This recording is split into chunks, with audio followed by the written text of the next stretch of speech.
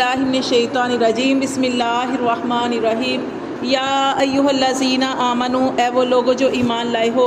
اذا ضربتم جب تم سفر کرو فی سبیل اللہ اللہ کی راہ میں فتبینوا تو خوب تحقیق کر لیا کرو ولا تقولوا اور نہ تم کہو لمن اس کے لیے جو القا جو ڈالے الیکم السلام تمہاری طرف سلام ڈالے اس کو یہ نہ کہو کہ لست مومنہ کہ تو ایمان والا نہیں ہے۔ تو دیکھیں نبی صلی اللہ علیہ وسلم کے زمانے میں مدینہ کے آس پاس قبائل رہتے تھے، قبیلے رہتے تھے نا، جو قبائل رہتے تھے تو ان میں سے بعض قبائل میں سے کچھ بعض لوگ ایسے تھے جنہوں نے اسلام قبول کر لیا ہوا تھا، لیکن وہ اپنے اسلام کا کھل کر اظہار نہیں کر سکتے تھے کسی مسلط کی بنا پر۔ اب کیا ہوا کہ نبی صلی اللہ علیہ وآلہ وسلم نے ایک دستہ تیار کیا، آپ صلی اللہ علیہ وسلم نے ایک خاص قبیلے جوہینہ قبیلے کی طرف اس دستے کو بھیجا لڑائی کے لیے۔ اب اس کے آپ صلی اللہ علیہ وسلم نے قائد جس کو بنایا تھا وہ اسامہ بن زید تھے۔ اسامہ بن زید یعنی اس کے قائد تھے، اور باقی سارے لوگ جیسے امیر ہوتا ہے نا تو ان کو امیر بنایا اور باقی سارے لوگ ان کے انڈر کہ وہ کام کریں گے۔ اب کیا ہوا کہ جب وہ وہاں پہ گئے تو وہاں پہ انہوں نے جا کے تو اس قبیلے پر صبح صبح حملہ کیا، اس قبیلے کو ہو گئی شکست۔ اب کیا ہوا کہ اس کو تو شکست ہو گئی، لیکن ایک شخص جو تھا اس کے پاس یہ اسامہ بن زید اور ایک انصاری صحابی جو تھے ان کے پاس گئے اور اس کے اوپر انہوں نے پورا جو تھا قبضہ کر لیا، یعنی حاوی ہو گیا اس کے اوپر۔ تو اس شخص نے کیا کیا، اس شخص نے کہا لا الہ الا اللہ، اس نے کلمہ پڑھ لیا۔ اب کیا تھا کہ جو انصاری صحابی تھے وہ تو ڈر گئے کہ وہ تو پیچھے ہو گئے کہ اب یہ مسلمان ہے تو میں اس کے اوپر حملہ نہیں کر سکتا، لیکن جو اسامہ بن زید تھے انہوں نے نیزہ چلایا اور یہاں تک کہ اس آدمی کو وہ ختم کر دیا، وہ مر گیا۔ جب وہ مر گیا تو نبی صلی اللہ علیہ وسلم کے پاس جب یہ بات پہنچی تو آپ صلی اللہ علیہ وسلم نے اسامہ بن زید سے فرمایا کہ اسامہ بن زید تم نے ایک ایسے شخص کو قتل کر دیا جس نے کلمہ پڑھا، جس نے لا الہ الا اللہ کا اظہار کیا، جس نے اپنے اسلام کا اظہار کیا، تو نے ایسے شخص کو مار دیا۔ تو اسامہ بن زید کہنے لگے اللہ کے رسول اس نے صرف بچنے کے لیے پناہ لینے کے لیے کلمہ پڑھا تھا۔ تو ایک روایت میں آتا ہے کہ آپ صلی اللہ علیہ وسلم نے اسامہ بن زید سے کہا کہ اسامہ بن زید کیا تو نے اس کے دل کو چیر کے دیکھا تھا کہ اس نے بچاؤ کے لیے کلمہ پڑھا ہے؟ پھر اسی طرح ایک اور واقعہ کہ حضرت عبداللہ بن عمر سے روایت ہے کہ ایک دفعہ آپ صلی اللہ علیہ وسلم نے حضرت خالد بن ولید جو تھے نا، خالد بن ولید کو جانتے ہیں آپ، صحابی گزرے ہیں، تو وہ ایک جنگ میں گئے اور جنگ میں جب وہ لوگوں کو مار رہے تھے تو ان میں سے کچھ لوگوں نے کہا کہ ہم نے تو اپنا دین بدل لیا ہے، ہم نے اپنا دین بدل لیا، یعنی ہم مسلمان ہو گئے ہیں، لیکن خالد بن ولید نے ان کو مار دیا۔ جب ان کو مار دیا تو اسی طرح یہ بات جب نبی صلی اللہ علیہ وسلم تک پہنچی تو آپ صلی اللہ علیہ وسلم نے فرمایا کہ اے اللہ جو خالد بن ولید نے کیا میں اسے بری ذمہ ہوں، کیونکہ میں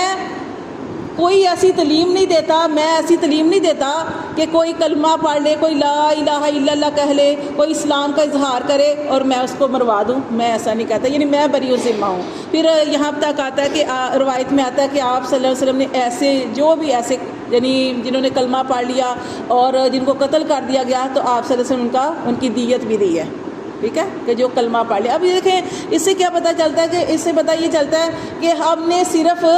ظاہر کسی بندے کا ظاہری جو ہے نا اس پہ یقین کرنا ہے۔ اب ہم کہیں کہ نہیں اس کی تو نیت ٹھیک نہیں تھی، اس کا تو ارادہ، اب نیت تو اللہ جانتا ہے۔ جیسے کہ یہ اتنا بڑا واقعہ ہوا کہ انہوں نے قتل کر دیا اور انہوں نے کہا کہ اللہ کے رسول انہوں نے پناہ لینے کے لیے، انہوں نے بچنے کے لیے کلمہ پڑھا تھا، تو آپ نے فرمایا کہ کیا تو نے اس کے دل کو چیر کے دیکھا ہے؟ تو یہ ہم جو ہے اسی طرح کئی ایسے لوگ ہوتے ہیں جن کے صرف آپ ظاہر پہ یقین کریں گے، کیونکہ نیت تو اللہ ہی جاننے والا ہوتا ہے۔ تو یہ اس میں یہی بتایا گیا ہے کہ یا ایھا الذین آمنو اے وہ لوگو جو ایمان لائے ہو اذا ضربتم جب تم سفر کرو فی سبیل اللہ اللہ کی راہ میں، یعنی اللہ کی راہ میں نکلے ہو جہاد کے لیے تو کیا کرو فتبینوا خوب تحقیق کر لیا کرو ولا تقولوا اور تم نہ کہنا لمن القا اس کے لیے جو الیکم السلام جو تمہاری طرف سلام ڈالے لست مومنہ اس کے لیے یہ نہ کہنا کہ تو ایمان والا نہیں ہے، یعنی جو کلمہ پڑھ لے گا آپ اس کے کلمے پر جو ہے یقین کریں گے اور اس کو چھوڑ دیں گے، یہ ہے اسلام کی تعلیمات ہی ہے۔ اللہ فرماتے ہیں تب تغون عرض الحیات دنیا،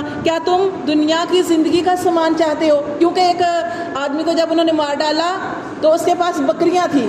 تو وہ انہوں نے مار تو ڈالا، اس نے کلمہ پڑھا، اس نے اسلام کیا، لیکن پھر بھی صحابی نے مار ڈالا۔ جب مار ڈالا تو اس کی بکریاں لے کر نبی صلی اللہ علیہ وسلم کے پاس آئے، تو نبی صلی اللہ علیہ وسلم نے، آپ صلی اللہ علیہ وسلم کو بڑا دکھ ہوا۔ آپ نے فرمایا کہ اس نے کلمہ پڑھ لیا تھا، تمہاری طرف سلام پیش کیا تھا، تو اس کے باوجود تم نے مار ڈالا۔ تو وہی انہوں نے کہا کہ بس انہوں نے تو اپنے بچاؤ کے لیے کیا تھا۔ تو آپ نے فرمایا یہ جو تم بکریاں لے کے آئے ہو، چاند بکریاں، یہ کچھ بھی نہیں ہے۔ جو اللہ اور اللہ کے رسول کی اطاعت کرے گا، اللہ اسے دنیا میں بھی دے سکتا ہے اور آخرت تو اس کے لیے پکی اور یقینی ہے۔ تو یہاں پہ یہی بتایا گیا ہے کہ تبتغون عرض الحیات دنیا، کیا تم چاہتے ہو دنیا کی زندگی کا سامان، فعند اللہ، تو پس اللہ کے پاس ہے، مغانم کثیرہ، اللہ کے پاس ہے غنیمتیں بہت زیادہ۔ پھر ایک وقت ایسا آیا تھا نا کہ پہلے تو ظاہر ہے بڑی تنگی کے حالات تھے، پھر اللہ تعالیٰ نے اتنی فتوحات ہوئی اور اتنا زیادہ کامیابیاں ہوئی کہ پھر جب مسلمان جنگ میں جاتے یا بہت سارے لوگ اللہ کی رضا میں جب خرچ کرتے تھے تو مسجد کے اندر سونے اور چاندی کے ڈھیر لگے ہوئے تھے۔ اتنی زیادہ اللہ نے غنیمتیں، اتنا زیادہ مال و دولت بھی عطا فرمایا۔ تو یہ جو اللہ تعالیٰ فرماتے تم دنیا کی زندگی کا سامان چاہتے ہو، حالانکہ اللہ کے پاس تو بہت کچھ ہے۔ پھر اتنا ڈھیر ہوتا تھا کہ آپ صلی اللہ علیہ وسلم فرمایا کرتے تھے کہ جو ضرورت مند ہے وہ اس صدقے میں سے جو چاہے لے جائے، اور لوگ آتے تھے لے جاتے تھے سونا چاندی لے، کیونکہ آپ صلی اللہ علیہ وسلم اپنے پاس کچھ بھی نہیں رکھتے تھے، وہ صدقے کا مال ہوتا تھا، اور صدقہ جو ہے وہ غریبوں کا حق ہوتا ہے۔ تو اللہ فرماتے ہیں جو اللہ کے پاس ہے وہ تو بہت زیادہ ہے۔ کذالک، اسی طرح تم تھے من قبل، اس سے پہلے، فمن اللہ، تو احسان کیا اللہ نے، علیکم تم پر، فتبینوا، تو خوب تحقیق کر لیا کرو۔ تو یہ دیکھیے اس آیت میں یہ بتایا گیا ہے کہ جیسے آپ صلی اللہ علیہ وسلم فرمایا کہ تم نے اس کا دل چیر کے دیکھا ہے، پھر آپ صلی اللہ علیہ وسلم نے یہ بھی بات ارشاد فرمائی تھی کہ اس سے پہلے مکہ کے اندر تم بھی ایسے ہی تھے کہ تم نے اسلام تو قبول کیا ہوا تھا لیکن اپنے اسلام کا اظہار کھلم کھلا نہیں کر سکتے تھے جب تک کہ حضرت عمر فاروق رضی اللہ تعالیٰ نے ایمان لائے۔ حضرت عمر فاروق